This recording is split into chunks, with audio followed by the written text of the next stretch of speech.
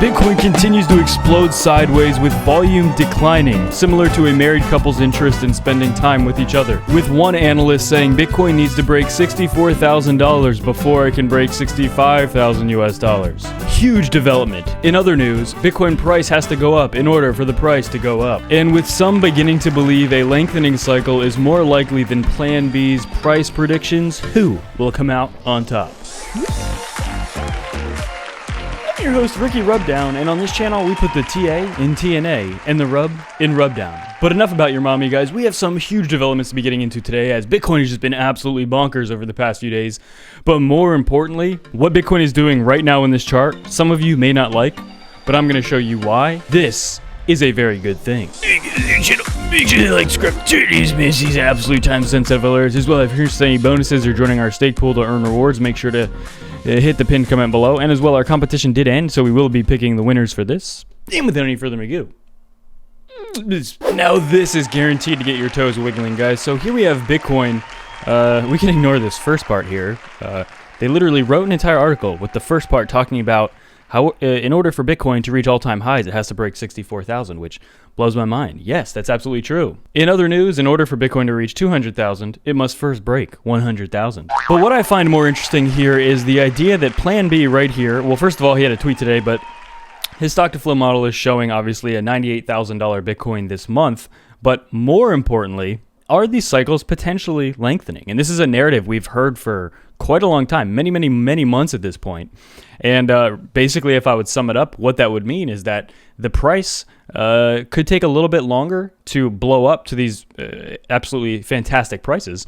But in addition, that slower, steady growth may actually be better for the market. And so it's just something that a lot of people have been talking about, potentially pushing Bitcoin's all-time high out into, further out into 2022 instead of at the end of this year, which I've always said I personally think altcoins will run similar to like the last cycle, probably into 2022. I do think it's very likely we could still see Bitcoin top out before 2021, but I do still think altcoins are going to be pushed out, right? Altcoins most likely will run a little bit after that. And again, that's what I'm most excited for, because the altcoin bonanza, when a lot of the market floods into altcoins, is kind of like the craziest, most hyped phenomena. And guys, let's also keep in mind, I love Bitcoin. I think Bitcoin is Bitcoin. But we have to be honest, most of the people watching this video do not have an entire Bitcoin. And they see better opportunities in terms of making money in altcoins, right? If you go on YouTube, like the videos that get the most views are 20,000% altcoin gains, how to be a millionaire with altcoins.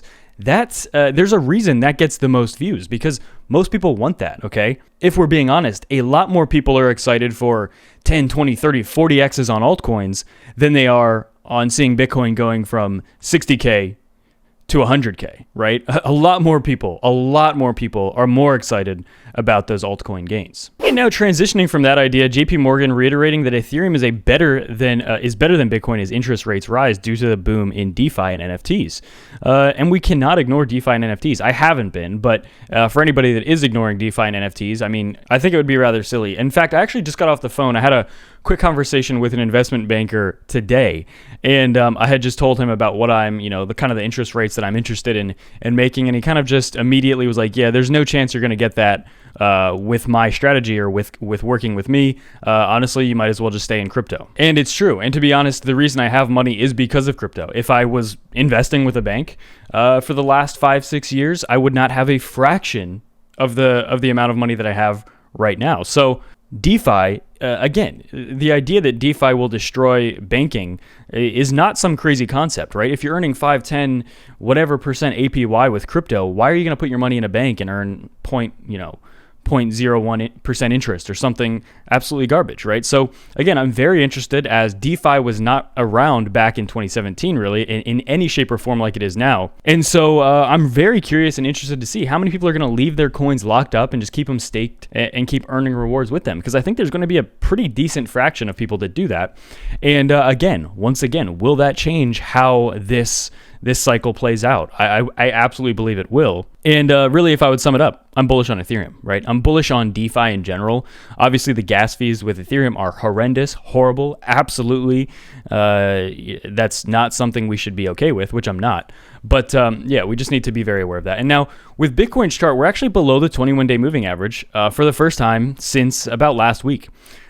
Towards the end of October. And really, guys, what we've been doing since October 15th, so for like 20 days, is solidifying and just building support here. So when Bitcoin finally breaches 70K, goes to 80K, let's say we go to 80K and we get a big dump, 60K will be that floor, most likely in that scenario. Just like 40K was the floor right here, back at the big dump in the middle of September. And just like 30K was the floor back at the massive crash in the summer. So again, it's stepping stones. 30K was resistance, and then it became massive support. 40K was resistance, became massive support. 60K is that next level of support. And all we're doing right now is we're in the process of just, building it up, just like all these other times. Again, it's kind of boring. The price action is pretty boring, but that is what needs to happen. And it's better for Bitcoin to do this slowly instead of just continuing to blow up without ever coming down. And so with that, really not much to report with a lot of these top alts. Ethereum, Matic, ADA, I don't think anything has literally changed. I didn't make a video yesterday because I swear I actually don't think anything changed. Wow, absolutely big. So let's draw these winners here real quick. We're going to draw 3 winners. Okay. Yes. Okay. So 3,400 potential users. Okay. So 3 winners out of 3,400 people. So if you win, very big congrats. Absolutely big. I'm going to be blurring out the emails there, but you can see the winners there. And guys, a lot of people got confused last time. This does not mean they had 17,000 entries. This means out of the 114,000 entries, the 17,000th entry won. Okay, same thing here. This was the 1,338th entry, and then the 23,000th entry. It does not mean that's how many entries they have. It just means out of 114,000 entries, that was the number entry that was chosen randomly. Okay. Every time I do one of these, I'll get somebody to comment saying, that's not fair. They had 45,000 entries. That's not how it works. Okay. You're just misinterpreting that. But the 3 winners are in UK, Sumis, and Canada. Very nice. As you get to the channel, make sure to like, subscribe, turn this Missy's absolutely time-sensitive alerts as well. If you guys are interested in any bonuses or joining our pool, make sure to check out the pinned comment below. Thank you for the review.